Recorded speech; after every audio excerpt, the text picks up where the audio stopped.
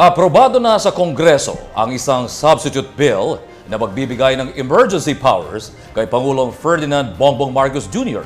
upang suspindihin ang excise tax na ipinapataw sa oil products. Nasa Kamara de Representantes ngayon si Judea Bernardo para sa buong detalye. Judea? Lusot na sa House Panel on Ways and Means ang unnumbered substitute bill na magbibigay ng emergency power kay Pangulong Marcos Jr. upang bawasan o suspendihin ang pagpapataw ng excise tax sa mga produktong petrolyo sa oras na magkaroon ng national o economic emergencies. Sa pagbubukas ng ikalawang araw ng deliberasyon ng komite, tinalakay ang iba't ibang posibilidad na kaharapin ng pamahalaan kung babawasan o tatanggalin ang ipinapataw na excise tax sa mga produktong petrolyo. Ito'y bunsod ng mga pagtaas ng presyo ng mga produktong petrolyo ngayong Martes. Kinondena ni House Committee on Ways and Means Vice Chair at Manila 2nd District Representative Rolando Valeriano ang malawakang oil price hike na nagsimula ngayong araw dahil sa epekto ng sigalot sa Middle East. Ani Valeriano, mahalagang makapagbigay ng mas malinaw na paliwanag ang mga oil company sa publiko hinggil sa batayan ng sunod-sunod na pagtaas ng presyo ng oil products. Iginiit ng mambabatas na ang binatawan ng dagdag na singil na oil products ay ang stocks na nabili ng mga kumpanya bago pa man magkaroon ng tensyon sa Middle East. Muli po, inuulit ko po, hindi pa dapat nag-increase ang oil company kasi yan po ay stock pa rin. Yung pong oil o yung diesel at gasoline na in-increasean nila ngayon ay nabili pa nila bago nagkagera sa Iraq.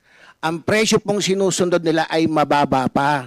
At sinasabi na naman, even the Bureau of Customs has confirmed na mayroon pa tayong isang buwan na stock dito at nagdatingan ng mga langis. So I see no reason kung bakit habang ang gobyerno natin, ang Pangulo natin, ay naghihirap at humahanap ng paraan, andong sususpendin excise tax, even the VAT, at ang taong bayan po ngayon ay nagsihigpit na ng sinturon at naghihirap na rin ang mananakay natin nag-aangalan na ang oil company naman, ang kartel naman ng oil company ay tuloy-tuloy lamang sa pagtaas ng presyo ng walang pakundangan. Ipinaliwanag naman ni Quezon City Representative Bong Suntay na bagaman importante ang taxes, kailangang maging sensitive sa ganitong pagkakataon lalo na't sa bawat pagtaas ng presyo ng krudo, tumataas din ang koleksyon ng value-added tax. Sa panig naman ng giant oil company na Petron, sinabi ng representante nito na si Karen Domingo na sinusunod ng oil companies ang maps sa global market kaya't nagkakaroon aniya ng paggalaw sa presyo ng mga produktong petrolyo. Sinusundan naman po yung sa MOPS. So, if tumaas yung presyo sa MOPS, for example, tataas po talaga yung presyo. And we can say the same thing vice versa. If po yung sa global market, bumaba din po yung presyo, you can also expect naman po a drop in the prices, sir. So sa madaling salita, ang sinasabi nyo ma'am, yung hawak nyong gasolina na nakaimbak sa inyo, hindi nyo tinitingnan kung magkano nyo nabili.